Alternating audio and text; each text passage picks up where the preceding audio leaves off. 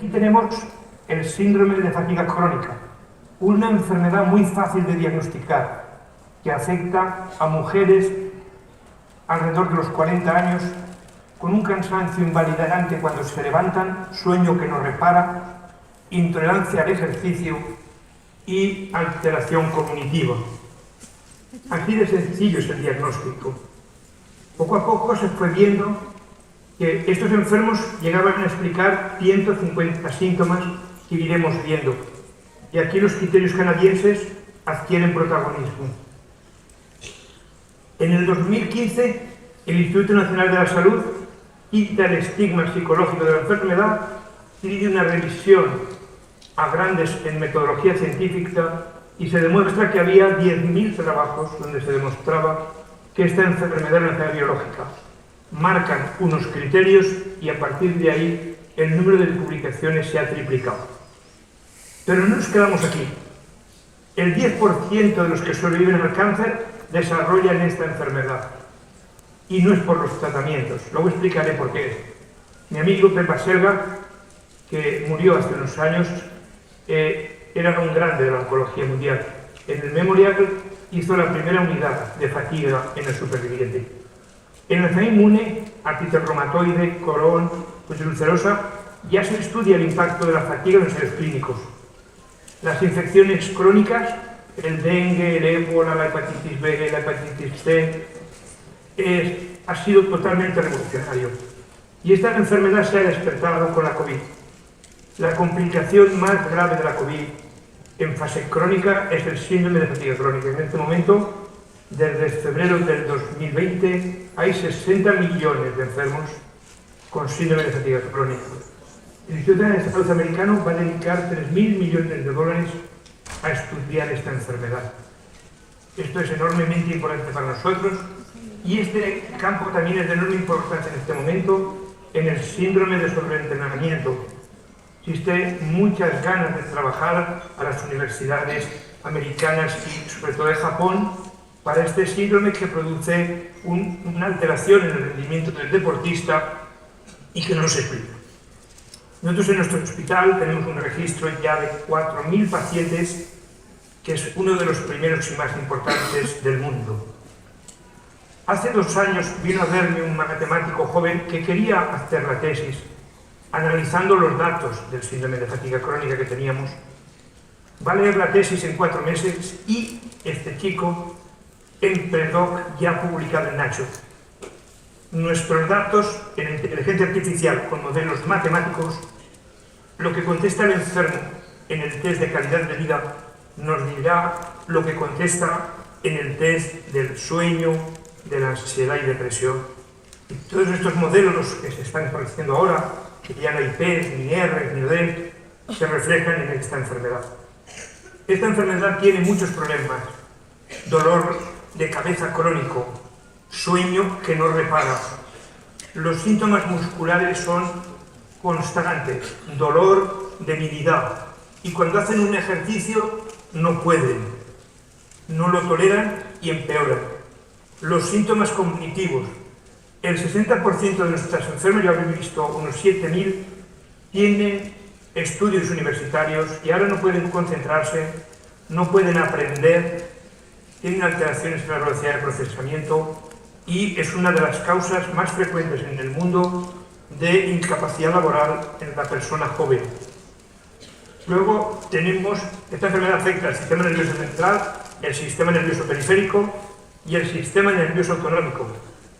Este es el que controla la posición de pie, la taquicardización del corazón, el ritmo intestinal, el ritmo urinario, el deseo sexual, la capacidad de enfocar.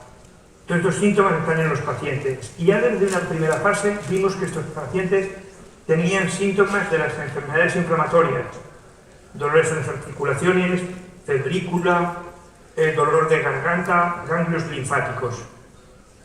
Eso hace que podamos diagnosticar al enfermo y clasificar sus síntomas.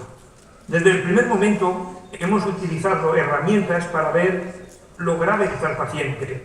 Y aquí está la escala de impacto de fatiga, que será un elemento de la medida del primer objetivo.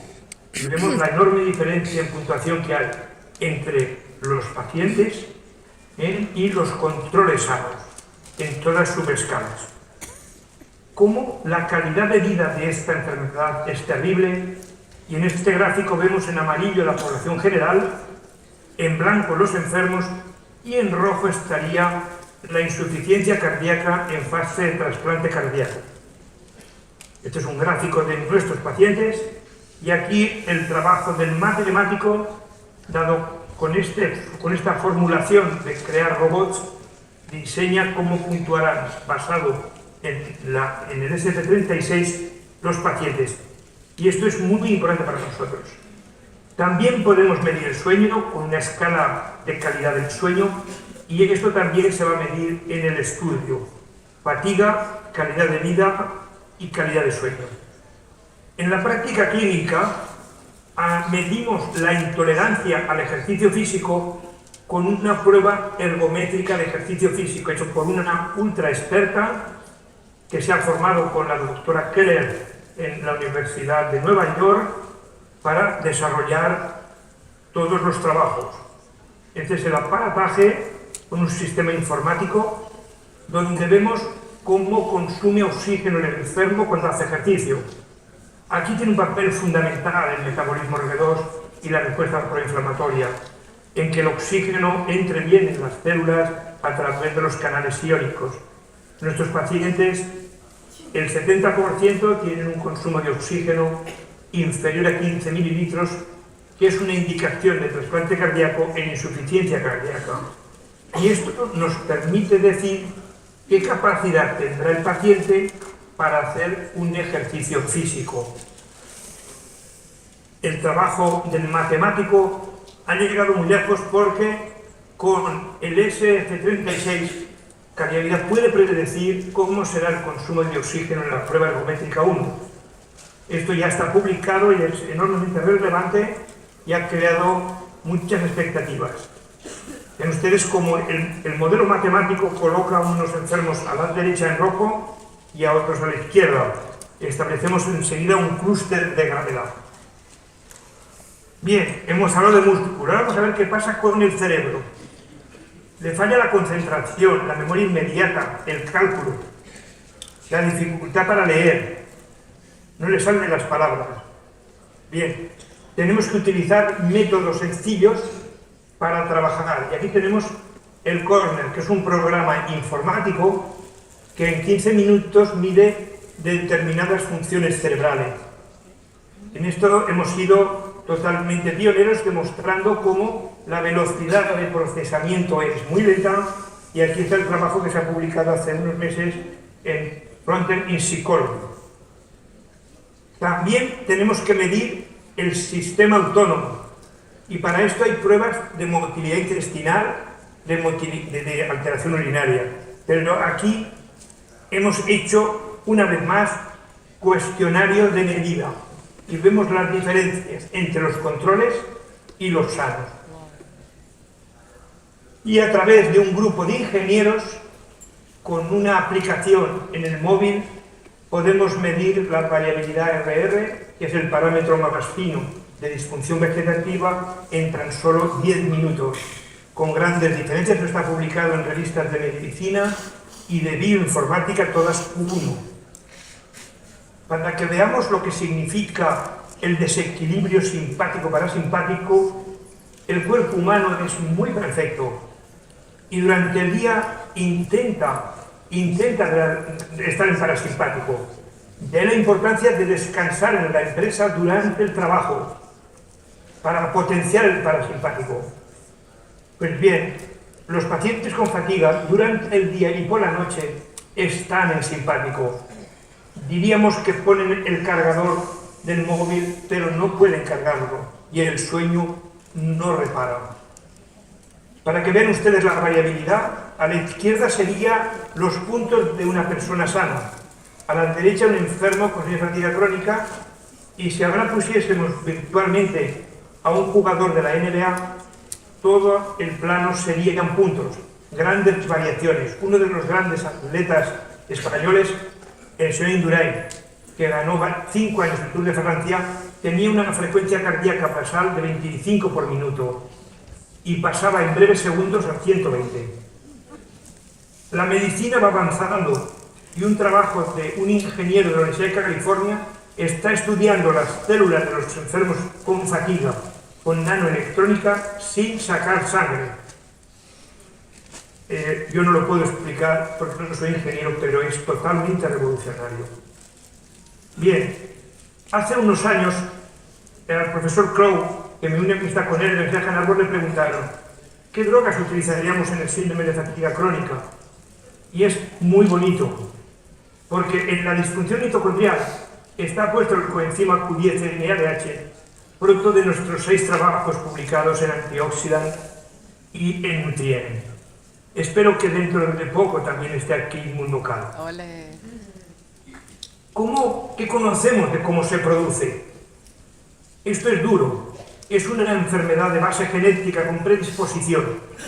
Y lo estamos viendo en la COVID. La madre y la hija que infectan con la COVID y las dos desarrollan un síndrome de fatiga crónica. Está implicado el sistema nervioso central, periférico, el sistema inmune, el sistema endocrino. Las enfermas cuando tienen las reglas tienen una fatiga severa. Cuando están embarazadas mejoran espectacularmente.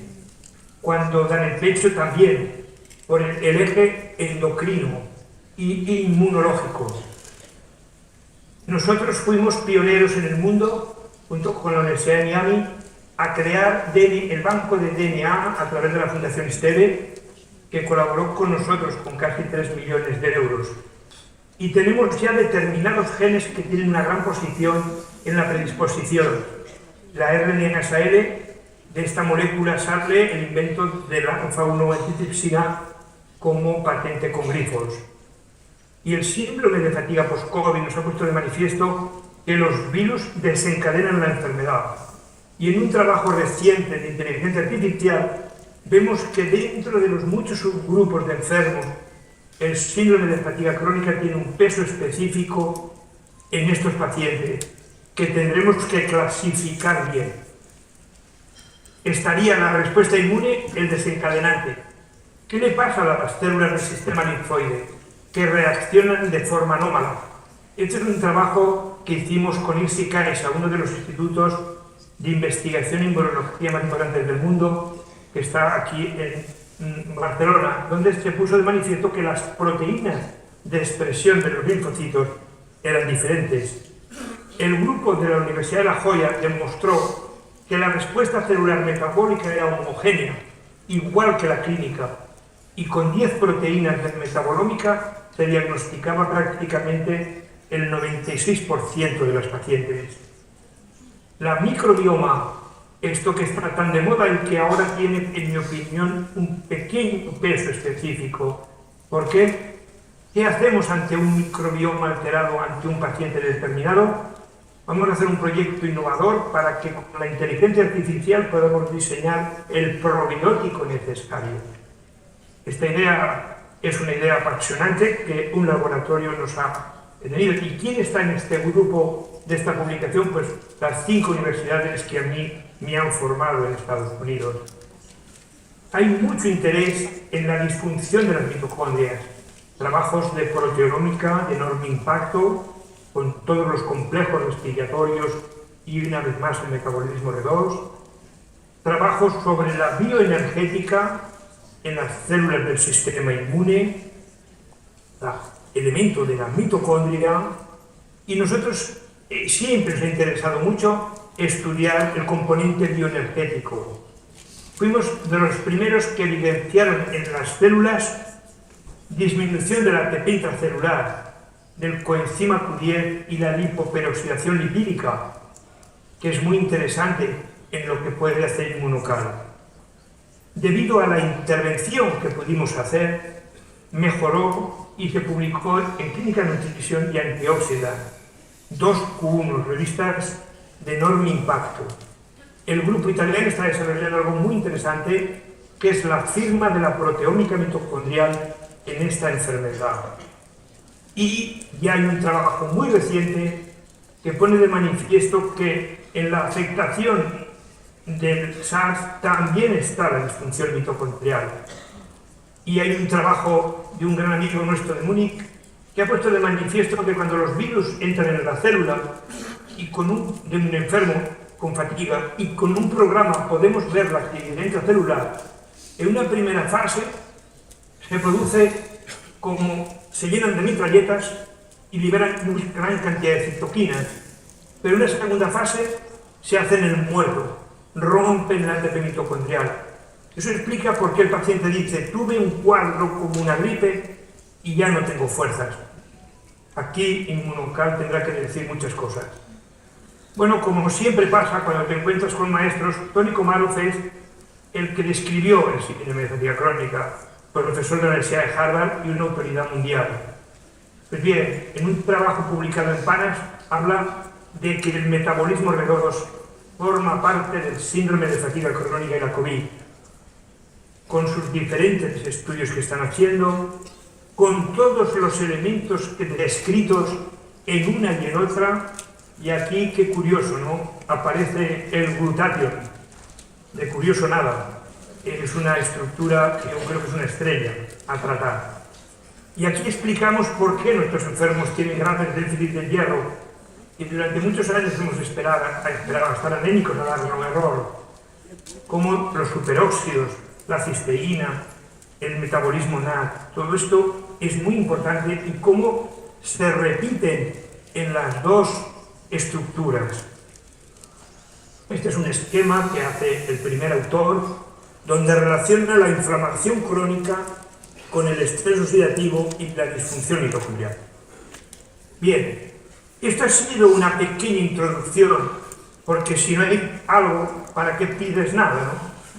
Bien, pues pedimos esto, hacer un estudio piloto con esta proteína del suelo, con grandes propiedades que a nosotros nos interesaban y que ustedes saben mejor que yo, en el enfermo con síndrome de fatiga crónica.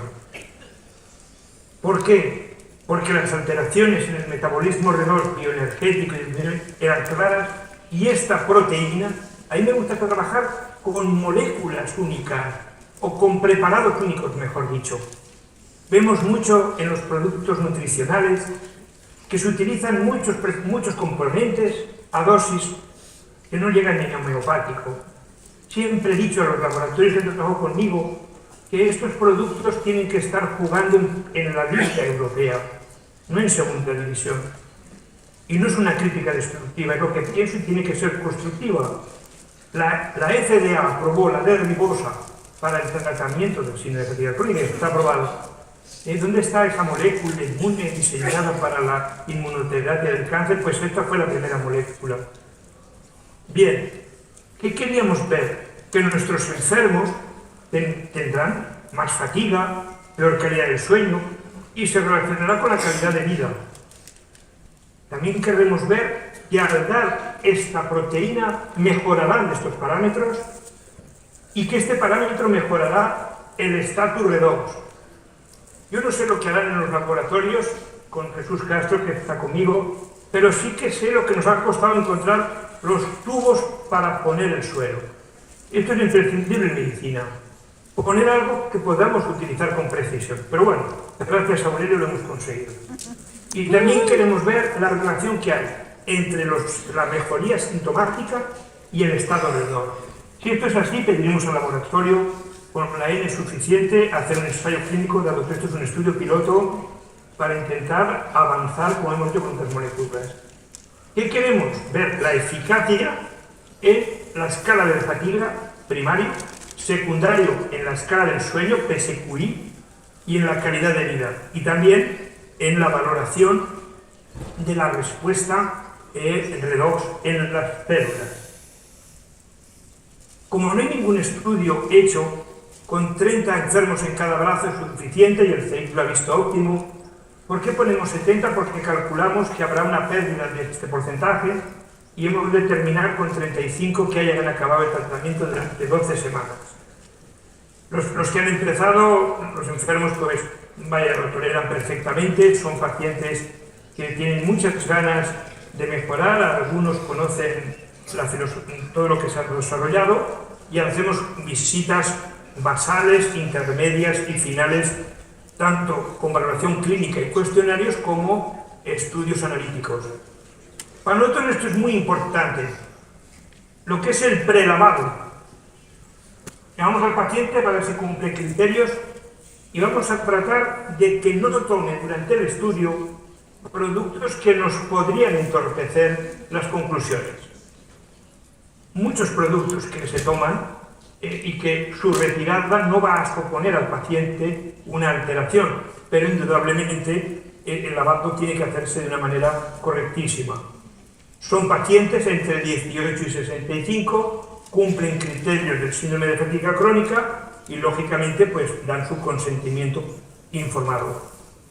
No han podido participar en los 30 días, el investigador ve que va a poder hacer el seguimiento, ahora es obligatorio que no tome anticoagulantes, que no esté embarazada y evidentemente que no tenga una historia previa de hipersensibilidad al producto. Y estos son los elementos que vamos a valorar. Estamos ilusionados tanto en los resultados clínicos como en los resultados biológicos. Y solamente esto, si hay alguna pregunta que no sea muy difícil, pues la contestaré y repito, para mí es un honor que hayan escuchado nuestra propuesta. Es entrañable.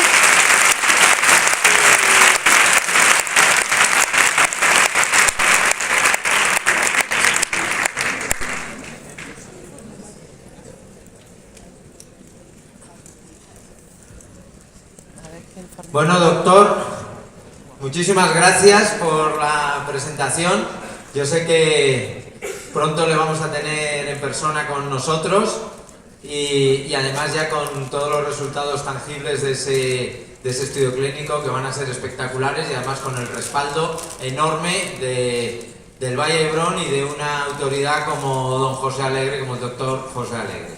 De verdad, muchísimas gracias por estar con nosotros y fuerte aplauso le enviamos desde aquí.